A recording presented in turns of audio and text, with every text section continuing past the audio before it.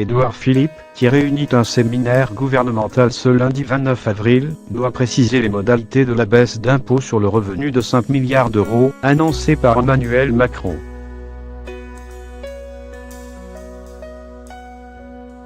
Un cadeau fiscal très politique qui vise la classe moyenne, notamment celle qui a subi le plus gros matraquage fiscal ces dernières années et constitue une bonne partie de l'électorat macroniste.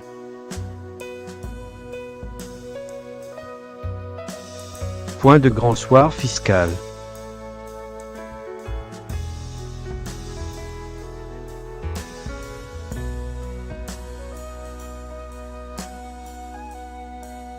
Après 6 mois de revendications et discussions, des gilets jaunes au grand débat, largement focalisés sur les impôts, Emmanuel Macron a répondu, le 25 avril, avec un cadeau, une baisse de 5 milliards de l'impôt sur le revenu, et une promesse, faire évaluer la réforme de l'IS7 pour peut-être la corriger.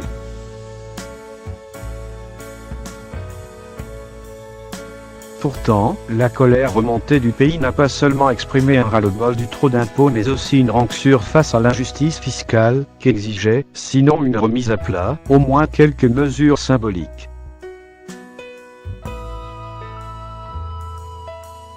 Emmanuel Macron n'y est pas sourd. Nous l'avons tous entendu, il y a un sentiment d'injustice fiscale qu'il a-t-il reconnu dans son discours.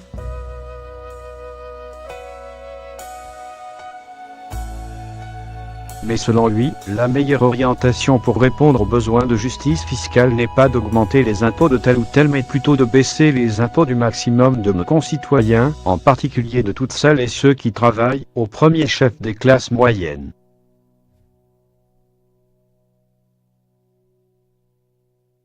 Pour Macron, les vraies inégalités ne sont pas fiscales.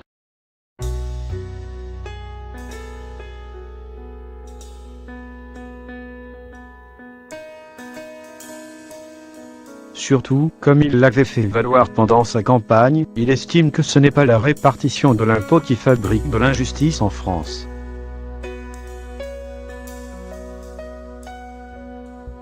Les vraies inégalités ne sont pas fiscales, assure-t-il.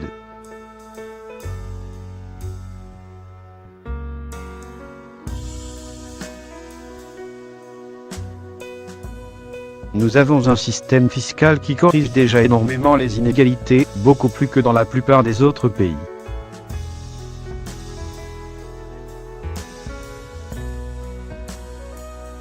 Les vraies inégalités sont les inégalités d'origine, les inégalités de destin, les inégalités à la naissance. D'où ces mesures dans l'éducation, renforcées pour l'école primaire, et dans l'information et l'apprentissage.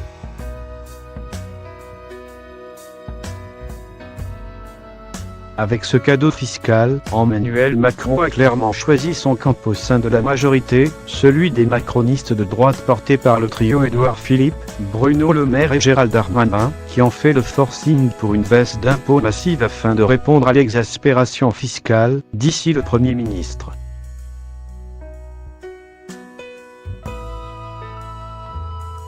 A l'inverse, ceux qui revendiquaient, au sein du gouvernement, une tranche supérieure de l'impôt sur le revenu ou un relèvement des droits de succession, ont fait chou blanc.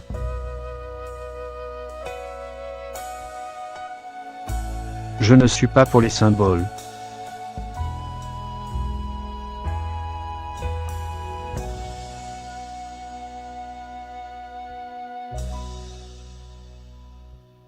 On ne va pas changer la vie des gens en taxant plus les plus fortunés, justifie Bénédicte Peyrol, députée LREM, spécialiste de la fiscalité.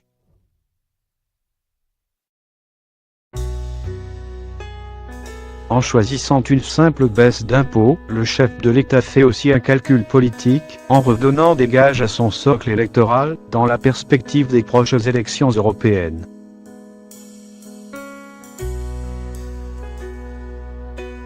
Le 10 décembre, au plus fort de la crise des Gilets jaunes, son plan d'urgence visait la France laborieuse des villes moyennes et périphéries, ses employés à temps partiel, petits artisans et commerçants, mères célibataires et retraités modestes occupant les ronds-points.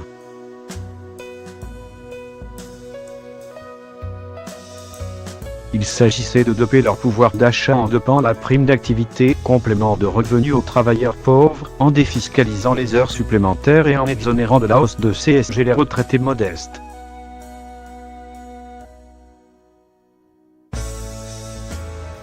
Aujourd'hui, avec l'essoufflement de la mobilisation des Gilets jaunes, il a voulu faire passer un message positif aux participants du grand débat, plutôt des habitants des grandes villes, plus diplômés, cadres et seniorisés.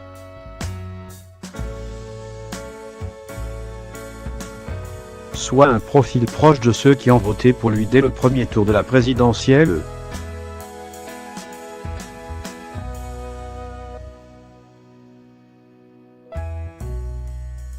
Une baisse d'impôt la plus large possible.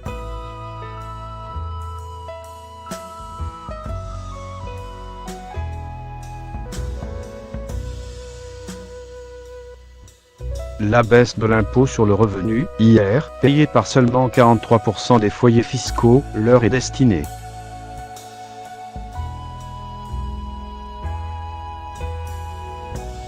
Certes, le revenu net annuel à partir duquel un ménage est imposable n'est pas si élevé, à 14 900 € par an pour un célibataire, 28 000 € pour un couple et 38 000 € pour une famille avec 2 enfants.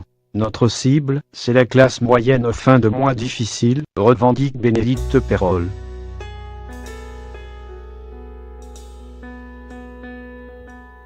Mais le ministre de l'économie, Bruno Le Maire, a souhaité que cette réduction soit large plutôt que limitée au bas du barème, visant 15 millions de foyers fiscaux sur les 16,8 millions qui paient hier.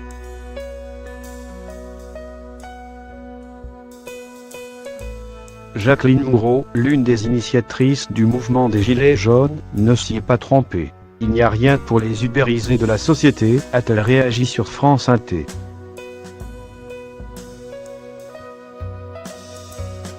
Baisser les impôts, on n'est pas concerné puisque de toute façon on n'en paye pas.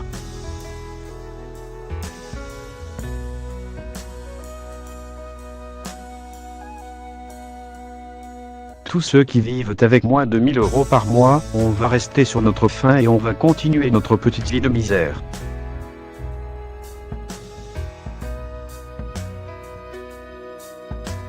Celles et ceux qui paient l'impôt sur le revenu ont été largement mis à contribution durant les dernières décennies, a justifié le président.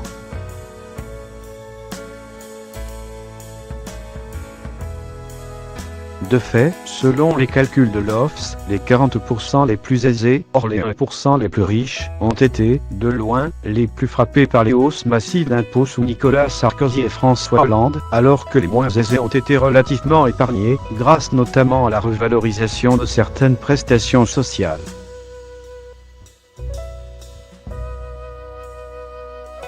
Au-delà de cette baisse de l'IR, de nombreux élus macronistes espéraient une révision des niches fiscales, qui s'avère très inégalitaire.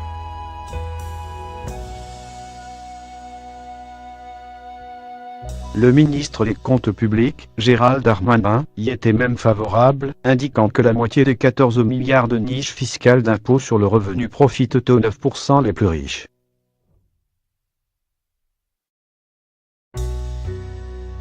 Certains dispositifs dans l'immobilier, comme le Pinel, donnent des avantages à des contribuables aisés qui investissent dans des zones déjà rentables.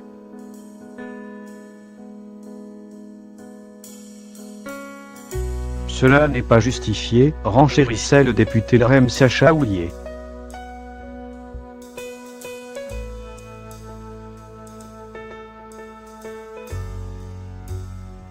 D'ailleurs, la Cour des comptes juge ces défiscalisations dans l'immobilier inefficaces.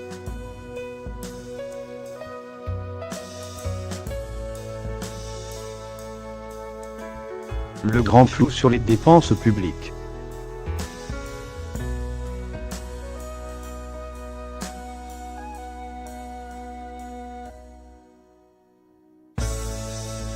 Mais Emmanuel Macron, ne voulant pas reprendre d'une main ce qu'il donne de l'autre, a limité le rabot sur les niches bénéficiant aux seules entreprises.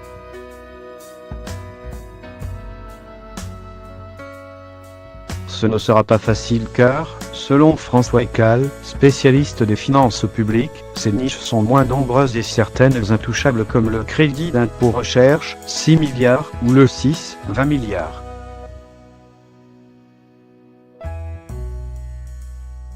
reste une question clé. Cette accalmie fiscale, qui ne règle pas les problèmes de complexité et d'illisibilité de notre système, sera-t-elle durable? Pas sûr si elle ne s'accompagne pas d'une réduction ambitieuse des dépenses publiques.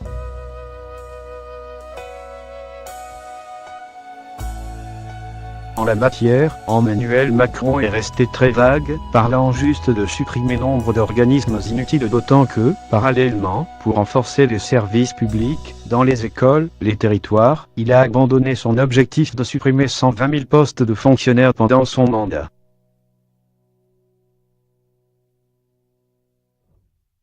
L'économiste Jean Pisani-Ferry, ex-coordinateur du projet présidentiel, s'en est inquiété dans le JDD, chiffrant l'ensemble des mesures annoncées le 10 décembre et le 25 avril à une trentaine de milliards.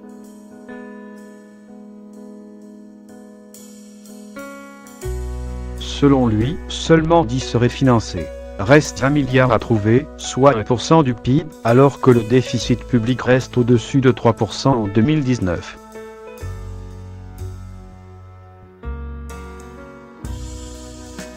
Ces 30 dernières années, les gouvernements ont joué au yo-yo, déplore François Écal.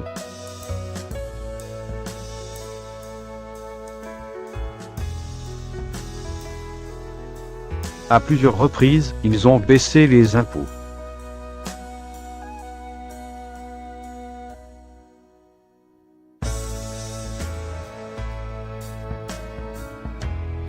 Mais comme ils n'ont pas réduit les dépenses, ils les ont augmentées quelques années plus tard pour faire face à une aggravation du déficit.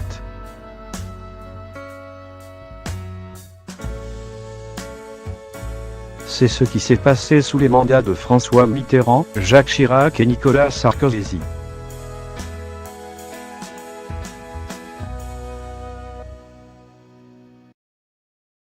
De bien mauvais augure pour Emmanuel Macron.